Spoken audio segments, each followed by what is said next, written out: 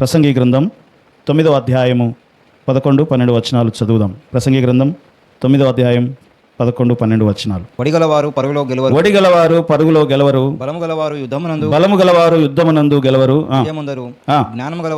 జ్ఞానము గలవారికి అన్నము దొరకదు, బుద్ధిమంతులగుట వలన ఐశ్వర్యము కలగదు, తెలుగు గలవారికి అనుగ్రహము దొరకదు. ఇవన్నీ అదృష్టవశము చేత కాలవశము చేత అందరికీ కలుగుచున్నవి. చాలు. సో ఇక్కడ చదివినటువంటి లేఖన భాగంలో భక్తుడైనటువంటి సొలొమోను సెలవిస్తున్నటువంటి మాట, సూర్యుని క్రింద కాలవశము అనేది ఒకటి ఉంది అని, సూర్యుని క్రింద జరుగుతున్న దాని గురించి తెలియజేస్తూ ఉంటున్నాడు. కాబట్టి దేవుని వాక్యమును మనం ఎలా చూడాలి, దేవుని వాక్యమును మనం ఎలా ధ్యానించాలి అనే విషయాన్ని మనకి ఇక్కడ జ్ఞాపకం చేస్తూ ఉంటున్నాడు. సో సమాజంలో 2 రకాలైనటువంటి ఇజాలు మనకు కనబడతాయి. పాలిథెయిజం, మొనోథెయిజం అనేటువంటి 2 విషయాలు. బహుదేవత ఆరాధన, అదే రీతిగా ఏకదేవుని ఆరాధన అనే విషయాలు మనము చూస్తాం. సో కాబట్టి దేవుని యందు విశ్వాసం ఉంచినటువంటి మనము దేవుణ్ణి ఎలా సమీపించాలి, దేవుని దగ్గరికి మనం ఎలా రావాలి, దేవుణ్ణి ఎలా మనము ప్రేమించాలి, బైబిల్ అంతా కూడా చెప్తుంది. నీ పూర్ణ మనస్సుతో, నీ పూర్ణ వివేకముతో, నీ పూర్ణ జ్ఞానముతో, నీ పూర్ణ తెలివితో, నీ పూర్ణ శక్తితో, భక్తితో నీ దేవుణ్ణి నువ్వు ఏం చేయాలి? ప్రేమించాలి. కాబట్టి ఆ ప్రేమించేటువంటి దాంట్లో మనము దేవుడు ఇచ్చేదాన్ని ప్రేమించొద్దు. ఏదో దేవుడు ఇస్తాడు కాబట్టి ఆయన యందు మనం భక్తి చూపించడం, ఏదో దేవుడు ఇస్తాడు కాబట్టి దేవుడిని ప్రేమించడం, ఏదో ఇస్తాడు కాబట్టి ఇచ్చేదాని మీద మనస్సు పెట్టకూడదు. ఇచ్చేటువంటి ఆ వస్తువు గొప్పదా, లేకపోతే ఇచ్చేవాడు గొప్పవాడా? ఇచ్చేవాడు గొప్పవాడు, ఇచ్చేవాడు దేవుడు. కాబట్టి మన మనస్సు దేవుని మీద ఉండాలి. ఒకవేళ ఆయన ఇచ్చినా ఇయ్యకపోయినా మనము ఆయనను ఏం చేయాలంట? ప్రేమించాలి అనే మాట మనం చూస్తూ ఉంటున్నాం. సో కాబట్టి రక్షించిన దేవుని యొక్క వాక్యములో మనం చూస్తాము. శద్రకు, మేషకు, అబేద్నెగోలని అగ్నిగుండంలో వేస్తున్నప్పుడు వారు ఒక మాట చెప్తారు. ఏమని? మా దేవుడు మమ్మల్ని రక్షించినా రక్షించకపోయినా మేము ఆయననే సేవిస్తాము అని చెప్పి వారు ఆ అగ్నిగుండంలోనికి వెళ్తారనమాట. అంటే దేవుణ్ణి ఎలా ప్రేమిస్తున్నాం? ఆయన ఏదైనా ఇస్తే ఆయన్ని ప్రేమిస్తాం, ఆయన ఒకవేళ ఇవ్వకపోతే ఆయనని ప్రేమించమా? కాబట్టి దేవుడు ఇచ్చేదాన్ని బట్టి కాదు ఆయనను ప్రేమించేది, ఆయననుగా గుర్తించి ఆయన ప్రభువుని, రక్షకుడని, సర్వశక్తిమంతుడని, ఆయన దేవుడని గ్రహించి ఆయనను మనం ఏం చేయాలి? ప్రేమించాలి అనే మాట మనం చూస్తూ ఉంటున్నాం. అయితే ఇక్కడ ఒక మనిషికి ఉండేటువంటి అవసరాలు, మనిషికి ఉండేటువంటి అవసరాలను మనం ఇక్కడ గమనిస్తే, వడిగలవారు గెలువరు, బలము కలిగిన వారు యుద్ధములో గెలువరు. మామూలుగా అయితే ఎవరు గెలవాలి? ఒడిగలిగిన వారే గెలవాలి, బలము కలిగిన వారే గెలవాలి. కానీ మామూలుగా ఒక సామెత ఉంటుంది కదా, ఎద్దున్నోడికి బుద్ధి ఉండదంట, బుద్ధున్నోడికి ఎద్దు ఉండదంట. బలం ఉంది, శక్తి ఉంది, కానీ దేవుడంట ఏమివ్వాలి? అనుగ్రహం ఇవ్వాలి. దేవుని అనుగ్రహం లేకపోతే, దేవుని టైం నీ జీవితంలోనికి రాకపోతే, నీకు ఎంత ఒడి ఉన్నా, నీకు ఎంత బలం ఉన్నా నీవు గెలవవు అనే మాట చూస్తూ ఉంటున్నాం. తర్వాత జ్ఞానము గలవారికి అన్నము దొరకదంట. ఎవరికి? జ్ఞానం ఉంది కానీ అన్నం దొరకదు. బుద్ధి గలవారికి ఐశ్వర్యము దొరకదు. చాలా మంచోడు కానీ చాలా పేదవాడు, చాలా చెడ్డవాడు కానీ వానికి చాలా విస్తారమైన ఆస్తి ఉంది. జ్ఞానము గలవానికి అన్నము లేదు, బుద్ధిమంతులకు అగుట వలన ఐశ్వర్యము కలగదు, తెలివి గలవారికి అనుగ్రహము దొరకదు. తెలివి ఉంటుంది కానీ దేవుని అనుగ్రహము కానీ మనుషుల అనుగ్రహము కానీ దొరకదు అనే మాట మనం చూస్తూ ఉన్నాం. కాబట్టి ఎలా దొరుకుతాయి ఇవన్నీ? ఒడిగలవారు ఎలా గెలుస్తారు? బలము గలవారు ఎలా గెలుస్తారు? జ్ఞానము గలవారికి ఎలా అన్నం దొరుకుతుంది అంటే అది కాలవశము. దేవుని టైంని బట్టి సమస్తము మన జీవితాలలో జరుగుతూ ఉంటుంది. యాదృచ్ఛికంగా ఏది జరగదు మన లైఫ్లో, ప్రమాదవశాత్తు ఏది జరగదు. దేవుని యొక్క ప్రణాళిక ప్రకారం, దేవుని యొక్క చిత్త ప్రకారం మన జీవితాలలో సమస్తము జరుగుతూ ఉంది అనేటువంటి మాట మనం చూస్తూ ఉంటున్నాం. కాబట్టి అవకాశం కోసము దేవుని సన్నిధికి రావాలి. దేవా, నీవు నాకు అవకాశం దయచేయి అని మనము దేవుని సన్నిధికి మనము రావాలి. కాబట్టి దేవుడే మన జీవితాలను ఆయన బాగు చేయగలిగినటువంటి వాడు. అందుకని అంటాడు ఏమని అంటే, పునరుత్థానము నేనే, జీవము నేనే అంటాడు. అంటే పునరుత్థానము అంటే చనిపోయిన దాన్ని మరలా తిరిగి బ్రతికించడం. చనిపోయింది కదా అని చెప్పి దీన్ని పక్కనేసి ఇంకోటి కొత్తది తయారు చేయడం కాదు. దేవుడట జలప్రలయ సమయంలో నోవాహు కాలంలో ఈ లోకమంతా కూడా ఏమైంది? చెడిపోయింది. దేవుడు మానవుని భూమి మీద సృజించినందుకు ఆయన పశ్చాత్తాపం చెందినాడు. అయితే ఈ భూమి ఆకాశంలో ఆయన మొత్తం తీసివేసి ఆయన మరలా ఇంకొక కొత్త సృష్టిని చేయగలిగినటువంటి సర్వశక్తి కలిగినటువంటి దేవుడు ఆయన. కానీ దేవుడు అలా చేయడు. ఆ ఉన్నదానినే మరలా ఏం చేస్తాడు? ఆయన బాగు చేస్తాడు, పునరుద్ధరిస్తాడు అనే మాట చూస్తాం. దేవుడు మన జీవితాలను పునరుద్ధరించగలిగిన వాడు. దేవుడు మన జీవితాలలో పునరుత్థానము కలుగజేయగలిగిన వాడు. నూతన జీవాన్ని ఆయన పుట్టించగలిగిన వాడు. నేనే బాగు చేస్తాను అంటాడు. అందుకని పాత నిబంధనను ఆయన క్రొత్త నిబంధనగా పునరుద్ధరించాడు. ఇంకో కొత్త దానిని తీసుకొని రాలేదు. హల్లెలూయా. ఏం చేయలేదు? ఇంకో కొత్త దాన్ని తీసుకురాలేదు. పాతది ఇంకా అయిపోయింది కదా, దీన్ని తీసి పక్కన పడేసి కొత్త దాన్ని తీసుకురాలేదు. కానీ ఆ పాతదాన్ని ఏం చేసినాడంట? దేవుడు నూతన పరిచి పునరుద్ధరించి కొత్త నిబంధనని ఆయన అనుగ్రహించినట్లుగా మనము చూస్తూ ఉంటున్నాం. సో కాబట్టి ఎంత అవగాహన మన జీవితాలలో ఉన్నా దేవుడు ఆయన యొక్క దయ కిందికి మనం రావాలి. ఆయన యొక్క టైం కిందికి మనం రావాలి. దేవా నీ కృప చొప్పున నన్ను కనికరించు అని దావీదు ప్రార్థించినట్లుగా దేవుని సన్నిధికి వచ్చి నీవు బలవంతుడవైనా, బుద్ధిమంతుడవైనా, జ్ఞానవంతుడవైనా, యుద్ధంలో గెలవగలిగినంత బలమున్నా, నీకు తెలివున్నా, ఏం చేయాలి? నువ్వు దేవుని దగ్గరికి వచ్చి ఏం చేయాలట? దేవా నీ టైం కావాలయ్యా, మాకు నీవు అవకాశం ఇవ్వాలయ్యా నాకు అని దేవుని దగ్గర ఏం చేయాలి? నన్ను కనికరించయ్యా అని చెప్పి దేవునికి ప్రార్థన చేయాలి. ఎందుకంటే ఎంత దారుణంగా నీ పరిస్థితులు ఉన్నా సరే దేవుడు ఆ దారుణ పరిస్థితులను మంచి పరిస్థితులుగా తిరిగి పునరుద్ధరించగలిగినటువంటి సర్వశక్తి కలిగిన దేవుడు ఆయన. అందుకని అంటాడు, నశించిన దానిని వెతకి రక్షించడానికి ఇదిగో నేను వచ్చి ఉన్నాను అంటాడు. నశించిన దానిని తీసి పడేసి మళ్ళీ కొత్త దాన్ని చేయడానికి కాదు నేను వచ్చింది. నశించిన దానిని ఏం చేస్తాడట? ఆయన బాగు చేసేటువంటి దేవుడు. కాబట్టి నశించిపోతున్న మన జీవితాలను, అజ్ఞానము చేత చీకట్లో కొట్టుకుపోతున్న మన జీవితాలను వెలుగుమయము చేయగలిగినటువంటి వాడు మన దేవుడు. అందుకని ఆయన యందు మనం ఏం చేయాలంట? విశ్వాసం ఉంచాలి. అదృష్టవశము కాలవశము చేత ఆయన మనల్ని ఏం చేస్తాడంటే బాగు చేస్తాడు అనే మాట మనం చూస్తూ ఉంటున్నాం. కాబట్టి మరణకాలం ఎప్పుడో నరులు ఎరగరు, అశుభకాలం ఎప్పుడో నరులు ఎరగరు. ఇంకా చదవండి అక్కడ 12వ వచనం, 9వ అధ్యాయం ప్రసంగి గ్రంథం 12వ వచనం. తమ కాలం ఎప్పుడు వచ్చునో, తమ కాలము ఎప్పుడు వచ్చునో నరులు ఎరుగరు. చేపలు బాధకరమైన వలలో చిక్కబడినట్లు, పిట్టలు వలలో పట్టబడినట్లు అశుభకాలమున హఠాత్తుగా తమకు చేటు కలుగునని వారు చిక్కబడుదురు. సో కాబట్టి అశుభకాలం ఎప్పుడో మనకు తెలియదు, మన మరణకాలం ఎప్పుడో మనకు తెలియదు, ఎప్పుడు సడన్గా మనము చిక్కబడతామో మనకు తెలియదు. ఇదంతా ఏంది అంటే దుష్టుడు తన వల వగ్గి ఉరులు వగ్గి మానవులను ఏం చేస్తున్నాడంటే తన వలలో చిక్కించుకుంటున్నాడు అంటాడు. కాబట్టి అశుభకాలము దేవుని టైం, శుభకాలము అశుభకాలము అంటే దుష్టుని యొక్క టైం, దేవుని యొక్క టైం అనేది ఇక్కడ మనము చూస్తూ ఉంటున్నాం. కాబట్టి మరణం అనేది మరణకాలం అనేది ఏంటి? ఈవిల్ కాలం అంటే దుష్టుని యొక్క కాలం ఏంటి అనేది కూడా మనం గ్రహించాలి. మరి దేవుని కాలం ఏంటి? బైబిల్లో కాలం గురించి రాసినప్పుడు వారు ప్రార్థనా కాలమున దేవుని మందిరమునకు ఎక్కి వెళ్ళుచుండరి అంటాడు. అపొస్తలుల కార్యం 3వ అధ్యాయంలో మనం చూస్తాం 1వ వచనంలో పేతురు, యోహాను వీరు దేవుని మందిరానికి ఎప్పుడు వెళ్తున్నారట? పగలు 3 గంటలప్పుడు ప్రార్థనా కాలమున పేతురును యోహానును దేవాలయమునకు వెళ్ళుతుండరి. సో కాబట్టి ఇక్కడ ప్రార్థనా కాలం అనేది దేవునికి అర్పణ అర్పించే కాలం. ప్రార్థనా కాలం అనేది దేవుణ్ణి ఆరాధించే టైం. ప్రార్థనా కాలం అనేది మనల్ని మనము దేవునికి సమర్పించుకుని డెడికేట్ చేసుకునేటువంటి సమయం. ఆ సమయం అనేది శుభకాలము. ఆ కాలం దేవుని కాలము, కాలవశము అంటారు. మనము కాలవశములోనికి రావాలి, దేవుని ఆరాధించే కాలంలోనికి రావాలి, ప్రార్థించే కాలంలోనికి రావాలి, దేవుని వాక్యాన్ని ధ్యానం చేసే కాలంలోనికి మనం రావాలి. ఇది దేవుని టైం. ఆయన సమయంలోనికి మనం వచ్చినప్పుడు మనకి మేలు జరుగుతుంది అనే మాట. దుష్టుడు ఎప్పుడు ఎదురు చూస్తూ ఉంటాడంట, ఎప్పుడు దొరుకుతారా, నా వలలో ఎప్పుడు వీళ్ళని చిక్కించుకుందామా అని చెప్పి ఏం చేస్తారంట, వాళ్ళు వెతుకుతూ ఉంటాడంట దుష్టుడు.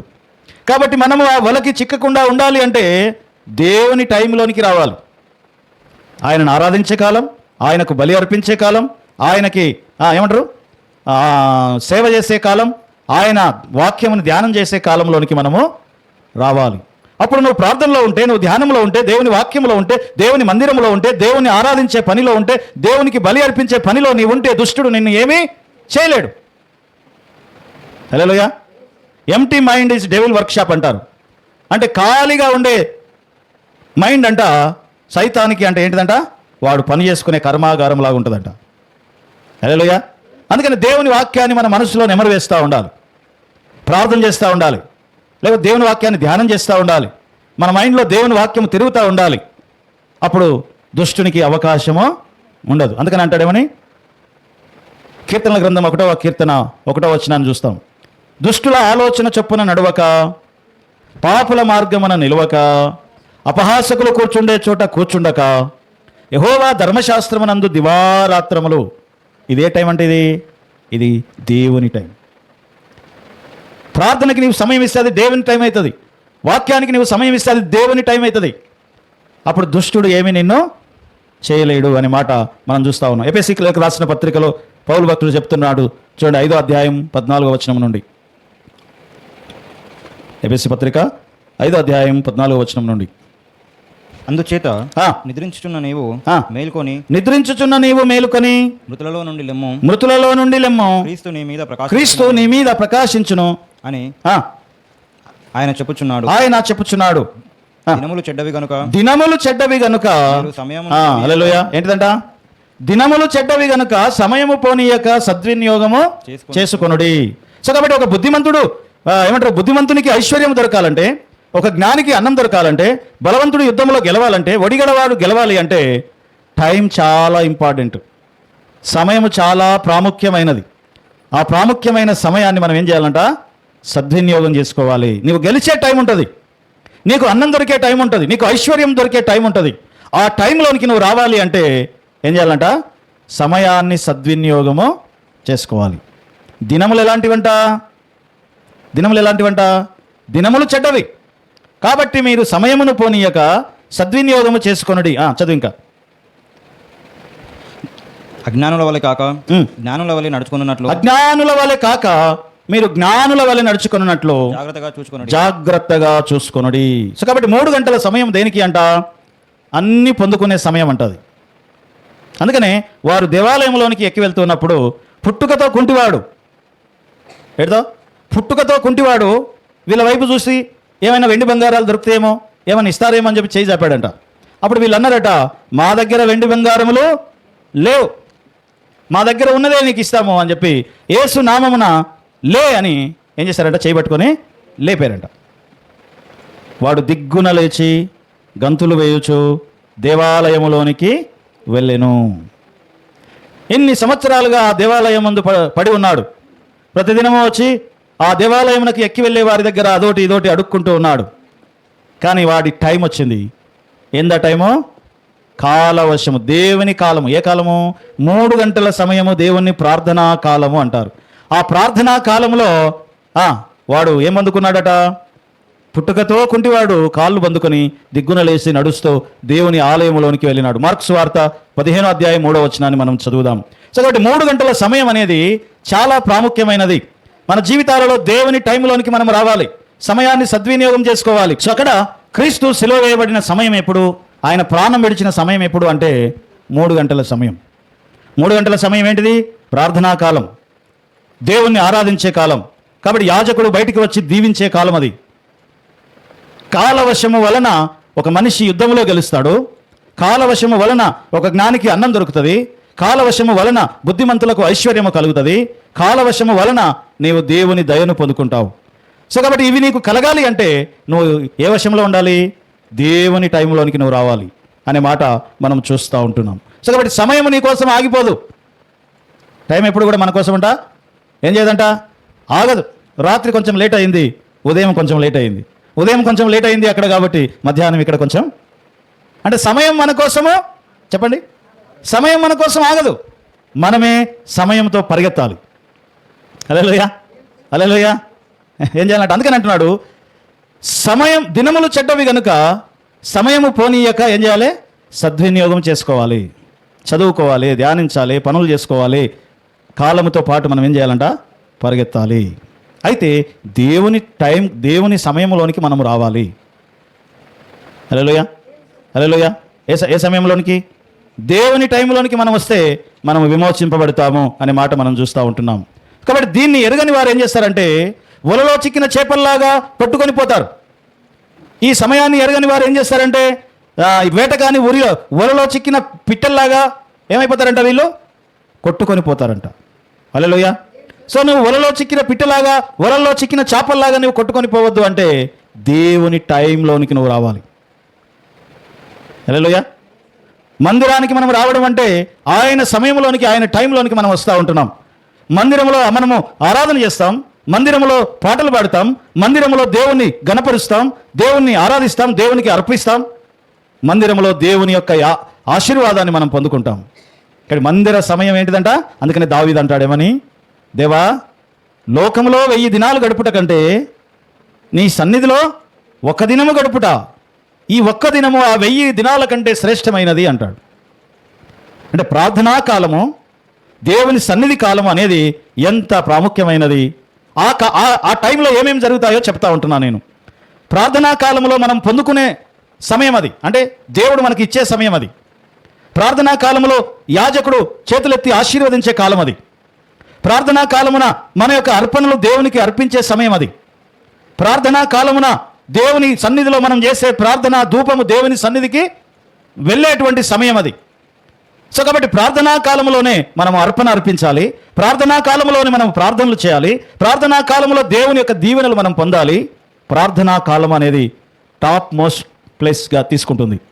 అంటే అన్ని విషయాలలో ఏ కాలము శ్రేష్టమైనది అంటే ఏ కాలం అంట? దేవుని సన్నిధికి వచ్చి ఆయన సన్నిధిలో అర్పణ అర్పిస్తున్న కాలం, దేవుని సన్నిధికి వచ్చి ఆయన టైంలో ఆయనను ఆరాధించే టైం, ఇది అన్ని విషయాలలో శ్రేష్టమైనటువంటిది. కాబట్టి దేవుని టైంలోనికి మనము రావాలి. దేవుని టైంలోనికి వచ్చిన వారు గెలుస్తారు. దేవుని టైంలోనికి వచ్చిన వారు యుద్ధంలో గెలుస్తారు. దేవుని టైంలోనికి వచ్చిన వారు కాంపిటీషన్లో గెలుస్తారు. దేవుని టైంలోనికి వచ్చిన వారికి అన్నము దొరుకుతుంది, ఐశ్వర్యం దొరుకుతుంది, దేవుని దయ, మనుషుల దయ దొరుకుతుంది దేవుని టైంలోనికి వచ్చిన వారికి. హల్లెలూయా. సో కాబట్టి నీవు అశుభకాలంలో ఉన్నావా, శుభకాలంలో ఉన్నావా, కాలవశంలో ఉన్నావా, లేకపోతే దుష్టుని వశంలో ఉన్నావా? నీవు ఎవరి వశంలో ఉన్నావో మనం ఆలోచన చేయాలి. హల్లెలూయా, హల్లెలూయా. సో కాబట్టి సూర్యుని కింద జరుగుతున్న విషయాలను సొలొమోను భక్తుడు జ్ఞాపకం చేస్తూ ఉంటున్నాడు. ఈ మధ్యాహ్న కాల సమయంలో దేవుడు నీతో మాట్లాడుతూ ఉంటున్నాడు. నువ్వు దేవుని టైంలోనికి నువ్వు రావాలి అని. దినములు చెడ్డవి గనుక మనము సమయమును ఏం చేద్దాం? సద్వినియోగం చేసుకుందాం. హల్లెలూయా, హల్లెలూయా. దేవుడు అటువంటి కృప మనందరికీ అనుగ్రహించునుగాక. తలలోంచుదాం, కళ్ళు మూసుకుందాం, చిన్న మాట ప్రార్థన చేద్దాం. ప్రభువా, ఇగో ఈ సమయంలో మీ సన్నిధిలో నిలిచి ఈ కొద్ది సమయము మేము మీ సన్నిధిలో గడపడానికి కృపనిచ్చినందుకు వందనాలు. దయగలిగిన మా పరమ తండ్రి, దేవా, జగత్తు పునాది వేయబడక మునిపే ప్రేమ చేత క్రీస్తును సిలువలో బలిగా అర్పణగా నీవు అర్పించినటువంటి దేవుడవై ఉంటున్నావు. నీకు స్తోత్రాలు, వందనాలు చెల్లిస్తూ ఉంటున్నాం. మమ్మల్ని మేము సబ్మిషన్ చేసుకొని విధేయత కలిగిన వారమై ఉండుటకు అబ్రహాము తాను అర్పించిన అర్పణ అతని యొక్క విధేయతను తెలియజేస్తుందని నీ లేఖనాల్లో చూస్తున్నాం. తండ్రి నీకు వందనాలు. ఆదాము తన యొక్క దుష్టత్వమును బట్టి ప్రభా ఇదిగో నాయన మరి తాను పతనమైనట్లుగా చూస్తూ ఉంటున్నాం. ప్రభా మా జీవితాలలో ప్రభా మేము విధేయత కలిగి సమయమును సద్వినియోగపరచుకొనుచు సమయమందును అసమయమందును కృతజ్ఞత కీర్తనలు పాడుచు కృతజ్ఞతాస్తుతులు చెల్లిస్తూ ఎల్లప్పుడూ నీ సన్నిధిలో ఆనందించడానికి నీ కృపదైత్యమని ప్రార్థన చేస్తూ ఉంటున్నాం. ఎందరో దేవుని చేత నడిపించబడతారో వారందరూ దేవుని పిల్లలై ఉన్నారు అని నీ వాక్యంలో తెలియజేస్తూ ఉంటున్నాం. ప్రభా నీకు వందనాలు. ప్రార్థనా కాలమున దేవాలయంలోనికి ఎక్కి వెళ్ళొచ్చు ప్రభా. ఆ దేవాలయంలోనికి ఎక్కి వెళ్ళేటువంటి ఆ యొక్క దృష్టిని మా యొక్క దృష్టిని మళ్లించే వారముగా ఉండడానికి సహాయం చేయండి. దీని మీద నుంచి దాని మీద నుంచి వేటికో ఏవేవో సమయాలు మేము ఇస్తూ ఉన్నాము. కానీ ప్రభా నీ సన్నిధికి ఎక్కి వెళ్ళే సమయం, ఈ లోక సంబంధమైన వాటి నుంచి కొంచెం పైకి వెళ్ళే సమయం, ప్రార్థనా కాలం, నీ దీవెన పొందే కాలం, నీ సన్నిధికి మా ప్రార్థనలు ధూపం వల్లే వెళ్ళే కాలాన్ని మేము కలిగి ఉండడానికి కృపజూపమని ప్రార్థన చేస్తూ ఉన్నాం. ఈ స్థలంలో కూడి ఉన్న నీ బిడ్డలందరినీ, వారి కుటుంబాలను, వారి పిల్లలను మీరు దీవించి ఆశీర్వదించమని ప్రార్థన చేస్తూ ఉన్నాం. దయగలిగిన మా తండ్రి, నీ నామమునకే మహిమ చెల్లిస్తూ ఉన్నాం.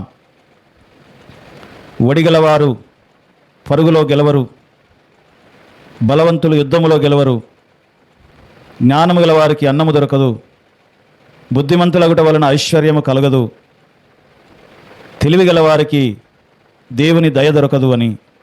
ఇవన్నీ కూడా అదృష్టవశము చేత, కాలవశము చేతనే కలుగుతవని, ఆ కాలము ప్రార్థనా కాలమని, ఆ కాలము నీ సన్నిధిలో మేము గడిపే కాలమని స్పష్టంగా నీవు మాట్లాడుతూ ఉంటున్నావు. ప్రభువా, మేము మా ఆలోచన దృష్టిని దేవుని టైం వైపు తిప్పడానికి కృప చూపించండి. దుష్టుని యొక్క వలలో మేము చిక్కబడే వారముగా ఉండక, చేపలు వలలో చిక్కినట్లుగా, పిట్టలు వలలో చిక్కినట్లుగా మేము మా సమయమును దుర్వినియోగము చేసి చిక్కబడకుండా సద్వినియోగపరుచుకొని దేవుని టైంలోనికి, కాలవశములోనికి వచ్చినట్లుగా కృపచూపమని ప్రభు అయిన యేసుక్రీస్తు నామమున స్తుతించి ప్రార్థిస్తున్నాము తండ్రి. ఆమేన్, ఆమేన్, ఆమేన్.